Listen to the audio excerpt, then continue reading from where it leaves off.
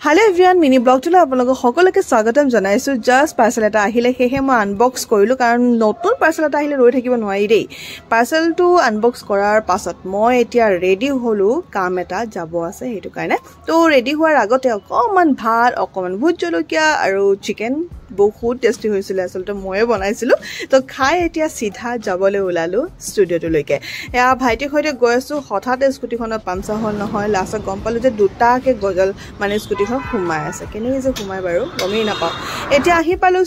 ষ্টুডিওটো আহিহে বহুত বেছি ভালিছে কাৰণ ইয়াতে এসি লগোৱা আছে হেতু গানে নহলে তো বাপৰে জি গৰম ওকে এতিয়া আহিলো আমি পিখা সিনেমাখনৰ পোষ্টাৰ ফটোশুটত আৰু সেই পোষ্টাৰ ফটোশুট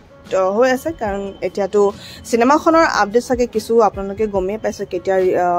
মানে ৰিলিজ দিব তো গটিকে আপোনালোকে সিনেমাখন চাব আৰু সকলোকে জনাব আহ্বান জনাইছো যাতে সিনেমাখন চাবলৈ আহে হললৈকে গটিকে আজি মিনি ব্লগটো এইখিনি আছিল যদি ভাল লাগিছে তেন্তে প্লিজ লাইক এটা কৰি দিব লগ পাম নেক্সট ভিডিঅত বাই বাই